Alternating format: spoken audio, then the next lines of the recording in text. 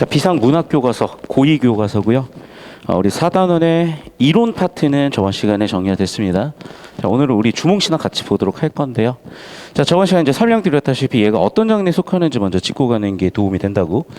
그래서 신화라는 거는, 자, 우리가 지금 국어라는 걸 쓰고 한국인이라는 어떤 정체성을 가지고 이런 게 어릴 때는 잘 안 와닿을 수가 있어요. 그런데 나이를 살면 살수록 어떤 느낌인지 알게 되거든. 자, 그러면 이제 우리 머릿속에 쉽게 얘기하면은 갤럭시냐 또는 애플이냐 같은 운영체제가 깔려 있는 거예요. 그 운영체제 시작은 뭐냐면 신화입니다. 그래서 모든 국가, 모든 민족의 운영체제의 시작이 신화라고 생각하시면 돼요. 우리는 그게 단군 신화였던 거고, 그 다음에 주몽시다는 당연히 고구려 얘기겠지만 그래도 그 고구려의 후손이라는 생각을 가지고 우리가 살아가잖아. 그러다 보니까 우리가 이 영향도 어느 정도 받고 있는 겁니다. 자, 차근차근 볼까요? 일단 작품의 선정 이후 파란색 글씨 맨 위에 있는 것도 볼게요. 이 작품은 주몽이라는 동명한 탄생, 고구려 건국 과정. 그래서 자 봐. 보통의 신화는요. 신화는 일단 국가가 시작이 되는 차원이거나 또는 그 이상의 차원이에요. 그러니까 첫 번째, 주인공인 시조가 있을 거고, 그리고 국가를 하나 만든다는 건 여러분이 되게 좀 안 와닿을 거예요.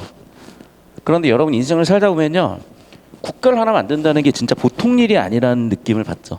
우리 때는 어릴 때 꿈이 뭐냐고 물어보면은 막 대통령 이런 게 꿈이었어.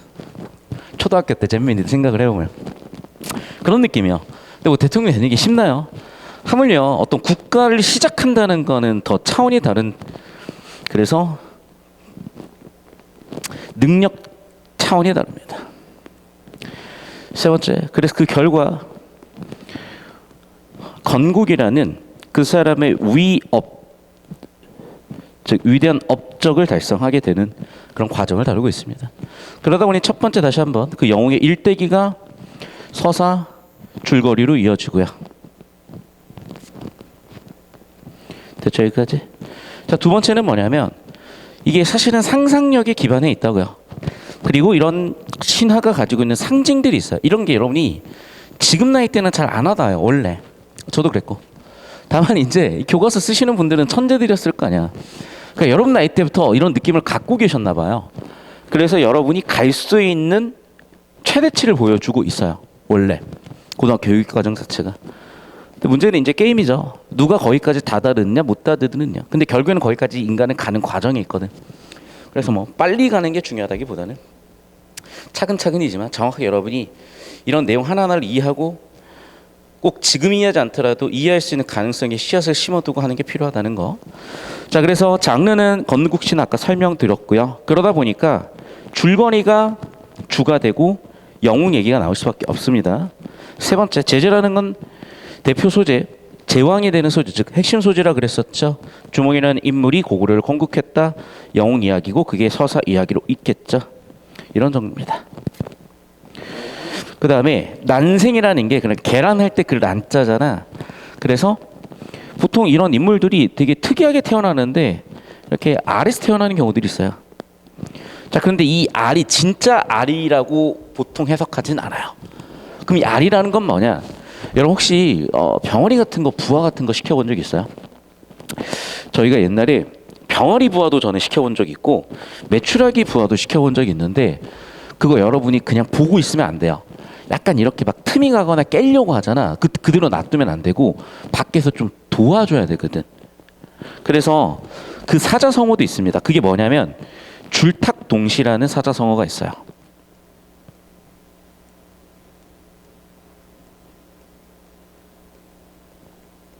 그러니까 저는 처음에 몰라가지고 한 마리가 죽었고 한 마리는 약간 계속 다리를 약간 저는 상태로 애가 태어난 거야. 그러니까 내가 그걸 몰랐던 거죠. 그러니까 줄탁동시는 뭐냐면 알이 있잖아. 알은 알 속에서 누군가가 성장하는 과정에서 깨고 나오기도 하지만은 밖에서 도와주기도 해야 돼요. 그래서 탁은 이제 부리로 쫀다는 얘기예요. 동시, 같이. 그래서 외부 세계와 내부 세계의 조력이 둘 다 있어야 되는 거예요. 그러니까 어떤 한 인물이든 동물이든 무엇이든 성장에는 이런 과정을 거친다는 겁니다. 그래 사실은 이 난생설화가 과거에 연구가 덜 됐을 때는 여러 가지 해석이 많았지만 요즘은 뭐냐면 이렇게 한 인물의 성장기라고 보는 겁니다. 그리고 아래 이 껍질이라는 것은 당연히 그 사람을 둘러싸고 있는 제약과 장애물과 극복해야 되는 대상들이 되겠죠. 이런 상징성을 갖고 있고, 그래서 이게 여러분 교과서에 있는 거죠. 어떤 교육적으로 유의하든 문학사적으로 유의하든 유의한 게 있어야 될 거 아니겠습니까? 이게 그런 유의한 거니까 잘 봐두시면 되겠고, 두 번째, 여러 신화적 화소, 천송강림, 난생, 기아, 태양 숭배 등을 복합적으로 지녔다. 이게 무슨 얘기인지 얘기를 할게요. 옛날 사람들이 생각하기에 그냥 살았던 거예요. 근데 살다 보니까 이 지적 생명체잖아요. 그러니까 뭔가 생각을 했겠죠. 그럼 살다 보면 어떤 생각을 하냐? 고민인 거야 도대체. 우리의 의미는 무엇일까 인생에? 우리의 시작은 어디고 끝은 어디고, 그리고 우리는 어떻게 살아야 되고 왜 살아야 되고, 이런 근본적인 인간에 대한 고민을 하는 학문을 철학이라고 한다 그랬었죠. 문제는 그 시대에는 철학도 자연과학도 발달하지 못했다 보니까 나름대로 답을 내리려고 했었고, 그게 보통은 신의 형태로 존재했었고, 그게 동양에서는 하늘신이었죠. 그래서 천이라는 건 신이라는 거였고, 그래서 하늘의 손자였던 거예요. 그래서 하늘의 손자가 강림한 거야. 그래서 우리라는 존재를 어떻게 본 거냐? 아마도 저 초월 세계에는 우리를 닮은 신이 있었을 거야. 그러면 그 신의 어떤 뜻에 의해서 우리는 여기에 살고 있겠지라고 생각하는 게 대부분의 신화 또는 종교에서 나오는 좀 어떤 클리셰 같은, 그래서 역시나 그런 게 보인다는 거고요. 두 번째, 아까도 얘기했지만 알을 깨고 나온다는 의미도 아까 제가 설명을 드렸죠. 그런 천송강림, 난생이라는 의미도 있을 거예요. 동시에 그러면 봐봐, 이 우주 만물을 지배하는 절대자가 누구였겠냐는 거예요. 태양이라고 사람들은 괜히 생각이 들었겠죠. 왜? 아주 뜨겁고 그 태양 덕분에 태양빛이 막 좋을 때는 농사가 풍년이 드니까 또 되게 새싹 자라는 걸 보면은 볕이 좋을 때 확 자라거든. 그러니까 아마 사람들은 경험적으로 알고 있었을 거예요. 뭔가 태양이 가지고 있는 에너지에 대해서 또는 생명 관련된 그런 성격들에 대해서 나름대로 상상의 이미지를 붙여봤겠죠. 그래서 아마 태양 그 자체를 신이라고 생각하는 사람들도 있었을 거예요. 이제 그런 것들이 이어지고 있다 보시면 되겠습니다. 그래서 천재, 즉 신이죠. 하늘의 황제니까. 하늘이 천, 제 황제. 하늘의 황제인 해무수가 있고, 하늘의 황제인 천재가 있고, 천재의 아들이 있고, 이 아들이 인간 여자와 결혼해서 낳은 게 주몽이에요. 그러니까 정확하게 인간 여자라기보다는 이 사람도 신선의 딸이었어요. 그래서 그 시간으로 가잖아. 이런 거지. 왜 그 시절 사람들은 왕이 왕이었고 귀족이 귀족이었냐? 요즘에 인도에서 아직도 남아있기도 하죠. 즉 이 사람들은 현신이라고 보기도 하는 거예요. 그러니까 신이 지금 살고 있는 형태인 거야. 인간계. 그렇게 보는 거야. 예를 들면. 그러니까 이 사람들은 귀족이고 왕족이야. 그러니까 평민, 천민, 노비들과는 달라. 뭔가 이런 사상과 가치관을 준 거야. 그러면 계급이라는 의식이나 계급이라는 사회 질서를 수용할 수 있게 되는 거잖아. 그래서 옛날 사람들은 이런 건국 신화나 이랬을 때 아무것도 없는 사람이 왕이 되고 건국을 할 수도 있겠으나 보통 기반이 있었어야 될 거 아니에요. 그래서 아마 이런 부분들은 어떻게 해석이 되고 어떻게 상징성의 의미가 보여지냐면, 첫 번째는 그래도 그 시절에 왕족이거나 아니면 귀족이었을 거라고 보는 거예요. 왜냐하면 그래야 기반이 있으니까. 그리고 왕족과 귀족은 뭔가 특별해야 되잖아요. 그래서 그 시절 사람들은 이 사람들한테 사상 교육을 한 거죠. 쉽게 얘기하면. 혹은 종교라는 가치관으로 교육을 한 거죠. 그래서 뭐야? 이 사람들은 신의 후손이야. 또는 이 사람들은 현재 신이야. 라고 아예 신 자체로 숭배를 하기도 하죠. 지금도 그렇잖아. 예를 들면 티벳 같은 경우에도 달라이라마라는 존재는 어린 나이 때 찾는 거예요. 이 사람은 이전 때의 달라이라마가 환생한 사람이야. 라고.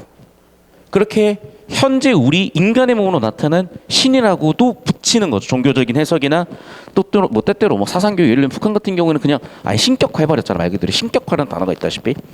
그래서 그런 내용이라고 해석을 주시면 아마 그 시절의 사회구조를 이해하는 데 도움이 될 거라서 일단 배경 설명을 좀 드렸습니다. 그래서 아까 제가 설명드렸다시피 하늘에 물에, 그래서 하늘을 다스리는 아들, 물을 다스리는 딸, 둘 사이에서 주몽이 난 거죠. 그럼 실질적으로 뭡니까? 하늘과 물을 다 다스리는 거잖아. 그러니까 이 사람은 통합장인 거지, 예를 들면. 무슨 알겠어? 여기는 뭐 남고장, 여기는 여고장, 남고장과 여고장이 만나서 통합통을 만드는 약간 그런 느낌? 다시 한번 얘기하지만 아마 이게 다 상징성이었을 거라는 거예요.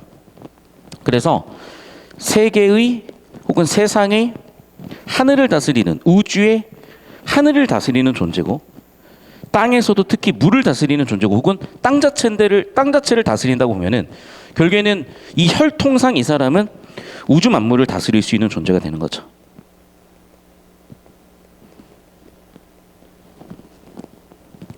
됐죠, 여기까지. 계속 가봅시다. 한번 쭉 읽어볼게요. 일단 고구려에 대한 얘기를 합니다. 고구려는 졸본 부여였대요. 고시라는 건 환원이니까 동이요. 지금의 화주 또는 성주라고 하는 이는 모두 잘못이고 아마 지금에 있는 오류를 점검하고 해소해주고 있는 것 같아. 졸본주도 요동방면에 있대요. 졸본이 요동방면에 있었고 국사 아마 신라 때 기록을 근거로 이어지고 있나 봐요. 고려 본기에는 다음과 같이 기록이 되어 있었다. 시조 동명성제의 성씨는 고씨이며 이름은 주몽이고 이 앞서 북부여의 왕 해부루가 이미 동부여에 피해갔으며 부루가 세상을 떠나자 금화가 이어받았고 이때 금화는 한 여자를 만났고 그 여자는 하백 물의 신의 딸인데 이름은 유하고요. 그때 이제 천재아들 해무수라는 사람과 사랑을 했고 그래서 도망가 버렸고 그래서 우리 부모는 나를 쫓아버렸죠. 그리고 일단 거둔 거예요, 그 여인을. 그랬더니 갑자기 햇빛이 좀 나타났고, 그러니까 이 햇빛이라는 거는 되게 좀 신이한 그런 광경을 묘사하고 있는 거고요. 그럼 정리하면 이제 이거죠. 초반부에서는 이거야. 여기까지는 지리적 배경이에요. 여기서부터는 혈통의 배경이에요. 그리고 이제는 탄생이죠. 특이하죠? 계속 해가 쫓아온다는 것 자체가. 너무 특이해서 그 알을 버렸어요. 그랬더니 햇빛이 따라오는 것도 특이하고 인간이 알을 낳는 것도 특이하고 개와 돼지한테 주었더나 개와 돼지가 먹지도 않는 것도 특이하고 길가에 버렸더니 소와 말이 전부 다 비껴가는 것도 특이하고 새와 짐승이 덮어주는 것도 특이하고 쪼갤 수도 없는 것도 특이해서 에라 모르겠다 그냥 너 가져라 라고 준 거예요. 그랬더니 결국엔 여기까지 나왔고 즉 탄생의 이야기가 나왔습니다. 자 이제 성장의 이야기죠. 여기부터는. 그래서 7살부터 뭐 벌써 완전히 성인이야. 벌써 이제 마동석 됐어요. 그래가지고 혼자서 누가 안 가르쳐줘도 막 총 막 칼 막 이런 거 만들어갖고 막 쏘고 막 다 때려 죽여. 그리고 이 나라 풍속에서 활을 잘 쏘는 사람이 주몽인데 이 사람은 활을 정말 잘 쏴서 그래서 이름이 주몽이 됐나 보구나. 그러니까 활을 잘 쏜다는 건 뭐냐면 여러분, 그러니까 쉽게 얘기하면 무력이 만땅 찍었다는 얘기야. 그러니까 얘랑 덤비면 아무도 못 이겨. 그러니까 얘랑 덤비면 아무도 못 이겨. 얘 쌤 제일 잘하고 더군다나 활은 붙어 싸울 필요도 없잖아요. 그럼 저 멀리서 쏘면 다 맞는 거야. 그러니까 얘가 전쟁 나가면 다 두들겨 팼겠지. 더군다나 이 시절에는 생각을 해봐. 지금보다 훨씬 더 전란이 많았을 거야. 왜냐면 여러분 자연계를 생각을 해봐. 예를 들면요, 뭐 사자가 뭐를 잡아먹는다고 해봐. 그럼 그 사자와 초식동물 간의 전쟁이거든요, 사실은. 그럼 인간이라고 동물이었기 때문에 그 전쟁을 그 전쟁의 본성이 없진 않았을 거라고요. 더군다나 이 시대였죠. 생각을 해봐. 일상이 전쟁이고 일상이 약탈이에요. 사실은 법이 있었겠어요? 뭐가 있었겠어요? 뭐 CCTV 둘째치고 뭐 경찰이 있었겠어요? 그렇기 때문에 이 시절에는 일상이 약탈이었기 때문에 무력 센 게 제일 중요했던 거야 사실은. 그래서 결국에는 이 시절에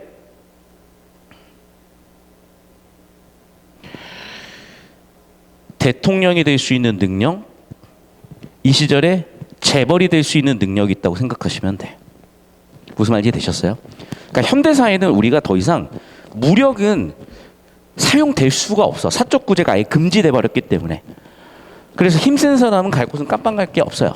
또는 힘센 사람이 갈 수 있는 곳은요, 운동선수밖에 없어. 그러니까 스포츠 선수가 되는 게 최고인 거야. 근데 옛날에 사실은 그런 거는 로마 시대 막 검투다처럼 어떻게 보면 진짜 광대에 가까운 직업이 될 수도 있는 거죠. 자, 그러면 예나 지금이나 권력이라고 생각을 하고, 예나 지금이나 사회적인 지위가 높아서 권력과 영향력이 높은 사람들을 생각을 해보면은 대표적으로 왕이 있었고 대통령이 있었잖아. 그럼 왕과 대통령도 뭔가 위협이 있고 능력이 있어야 인정을 받았을 거 아니야? 그 시절의 1등 능력은 뭐라고? 그래요, 전쟁하는 능력이야. 그러니까 활을 잘 쏘는 게 이 사람이 그 시절에 왕과 대통령이 될 수 있는 1등 능력을 갖고 있었던 거예요. 자, 그럼 생각을 해봐. 혼자 왕이 되겠어? 아니죠. 결국에는 주변의 견제를 어마어마하게 받았을 거라고. 그게 여기 나온 7 아들이 주몽의 능력을 견제하는 거예요. 왜?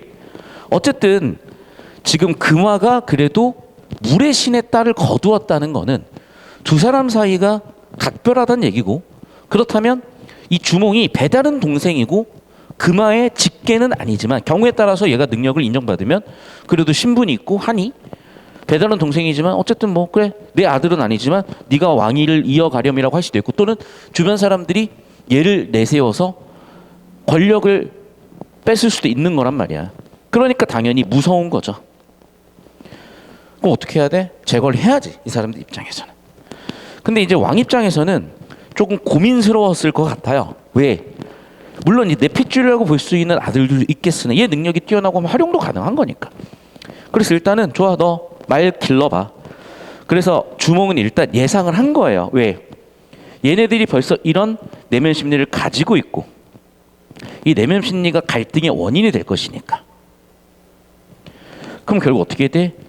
도망갈 생각까지 해야죠. 준비를 해야죠. 그래서 말을 기르게 했는데 주몽은 이미 어느 정도 앞으로 일어날 일들에 대해서 예측을 한 거죠. 그만큼 뛰어난 거죠. 무슨 얘기야? 여러분, 현대사회도 마찬가지로 우리가 어떤 이유를 얻는 행위를 생각을 해봐. 투자를 생각을 해봐. 예를 들면 비트코인이 진짜 막 몇십 원 할 때가 있었어. 지금 뭐 3천만 원 가요. 옛날에 8천만 원 간 적도 있어. 그럼 비트코인 몇십 원 할 때 그걸 누가 사요? 하지만 비트코인이 금과 같은 하나의 화폐 저장 수단이 될 수도 있겠구나. 통화량에 대한 리스크 해지 수단이 될 수도 있겠구나. 그럼 비트코인은 이건 폭등할 수도 있겠는데 라고 예측을 할 수 있고 앞을 내다봤다면, 그러니까 예지가 아니라 내가 능력을 가지고 지식을 가지고 일어날 일들에 대해서, 즉 우리가 예를 들면 바둑 같은 거라면 수싸움을 한다고 생각을 하잖아. 앞서 나타날 수 있는 수를, 앞으로 나타날 수를 미리 계산을 해놓는 거지. 그럼 대비가 될 거 아니야. 그러니까 주몽은 그런 지능도 있었다는 거죠. 그러니까 게임으로 치면은 지능 100 찍었고요, 무력 100 찍은 거야. 어마어마한 거죠. 더군다나 어떻게? 일도 잘해요. 자, 그리고 왕의 어라들과 신하들이 주몽을 죽이려고 했고 주몽의 어머니가 도와줘야죠. 빨리 도망가라 라고 이제 어머니가 알려준 거고, 이름이 오이인데 커컨버그 오이가 아니라 이제 사람 이름이 오이예요. 그래서 얘는 어쨌든 얘가 그래도 물의 신의 딸의 손자고 하다 보니까 그래도 얘도 귀족은 됐겠지. 그러다 보니까 얘의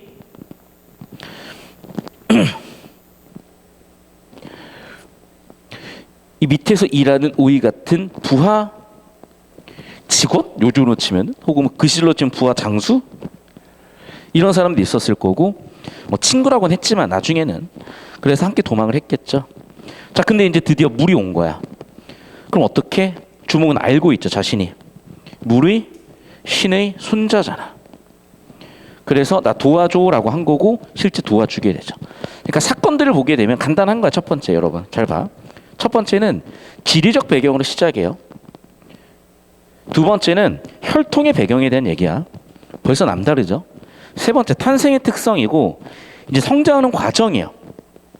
성장하는 과정 첫 번째는 뭐냐면 무력이 100을 찍었다는 거, 그 다음에 지능이 100을 찍었다는 거. 그러니까 당연히 주변에 견제를 받을 수밖에 없고, 그 견제를 받았기 때문에 이제는 해결을 해야 되는데, 해결하는 과정에서도 이렇게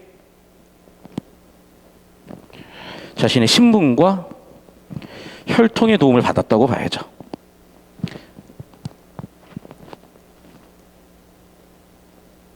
계속 봅시다. 넘어가서 이게 물고리와 자라가 솟아올라 다리를 만들어줬다. 그러니까 저는 이게 어떻게 되게 되냐면, 실제 그랬을 수는 없을 것 같고, 아마도 물고기와 자라가 어떤 일반 백성들이라고 생각을 한다면은 얘가 물의 신이라고 추앙받던 그런 집단의 손자니까, 저 도와주세요라고 하니까 그 부족사에 있는 사람들이 도와주지 않았을까라고 해석할 수 있는 거죠. 자, 결국에는 이제 주몽은 이 문제를 극복을 하고 이제 개국을 합니다. 그게 바로 여기 나와 있는 졸본이고, 도읍을 정했다, 수도로 정했다는 거죠. 그래서 자신의 세력을 정착시키고 이제 시작을 하는 거죠. 그리고 국호는 고구려고, 자기 이름을 고주몽이라고 이름을 지었대요. 원래 성은 해였는데 고시로 바꿨대요. 이때 나이가 12살.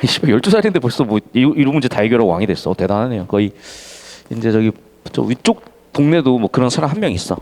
이미 돌아가신 지 이제 지금 이제 3대째가, 손자가 지금 이렇게 왕이 돼서 지배를 하고 있는 우리 위쪽 나라, 그 나라도 보면은 막 뭐 거의 고주몽 싸대기 날리는 초능력을 어릴 때부터 가지고 계셨더라고.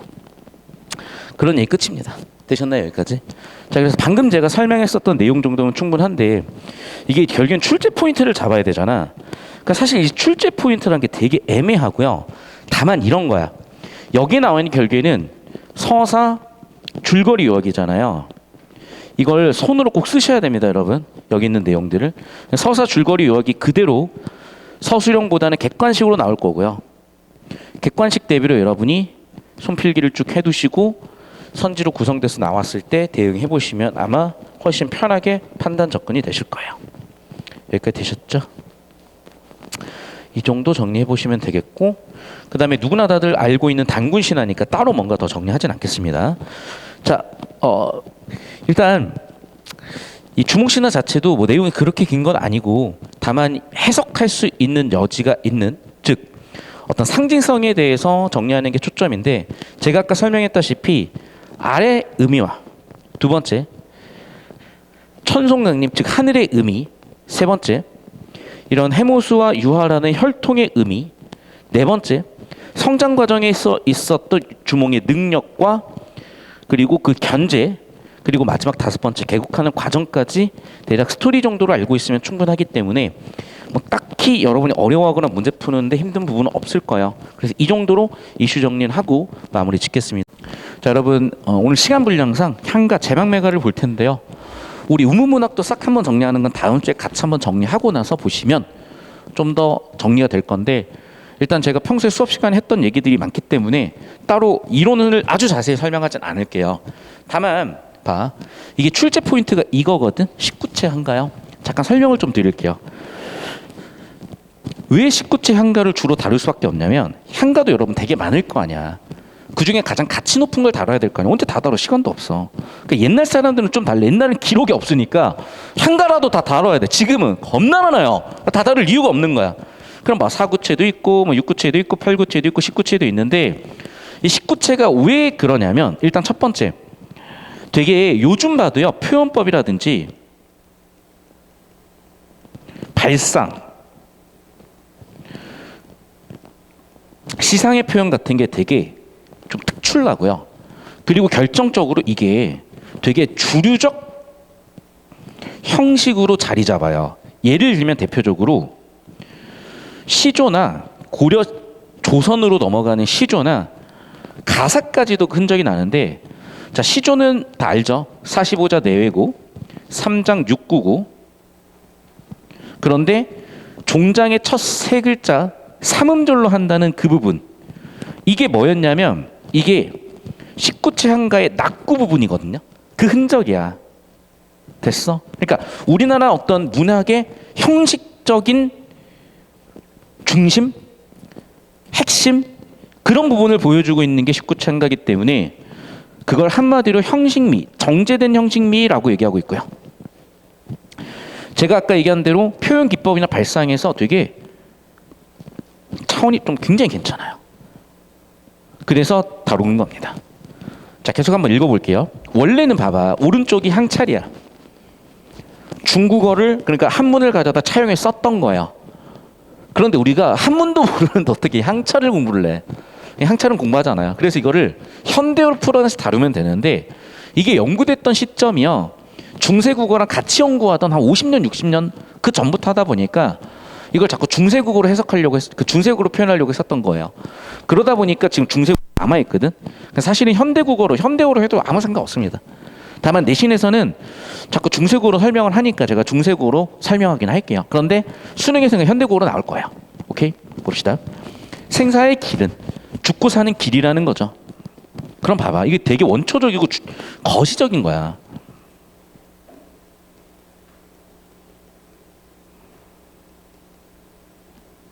죽고 사는 길, 그럼 뭐겠어? 생사의 갈림길인 거야. 이에, 여기에. 그러니까 이 이라는 건요, 두 가지야. 첫 번째, 어떤 의미? 일, 지시, 대명사일 수도 있고, 이, 이승의 이라는 의미일 수도 있어요.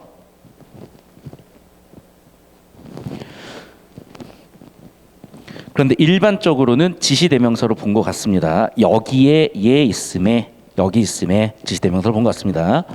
머뭇거리고. 무슨 얘기일까? 야, 우리가 죽고 사는 길에서 어디를 선택해야 돼? 생을 선택해야죠. 근데 머뭇거린다는 건 위독하다는 얘기죠. 이해됐어? 맞잖아. 죽고 사는 갈림길에서 당연히 우리의 선택은 어디여야 돼? 이승을 선택해야 됨에도 머뭇거린다? 무슨 상황이야? 위독한 상황인 거죠. 그 초반은 위독한 상황에서 결국에는 죽었죠.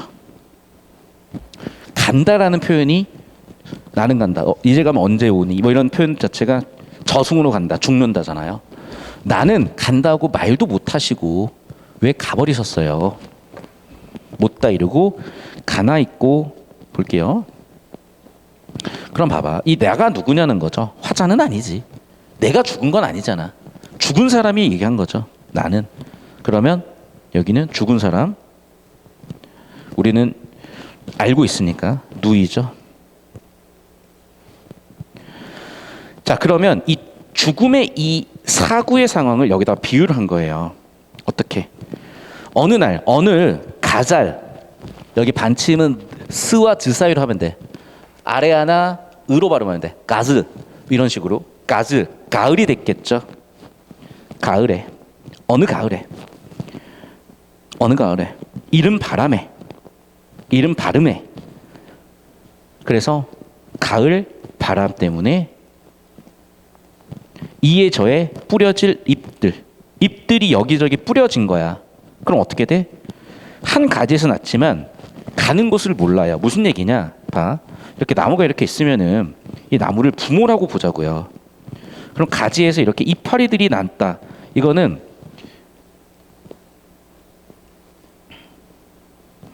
형제, 자매, 뭐 남매 이런 것들일 거 아니야.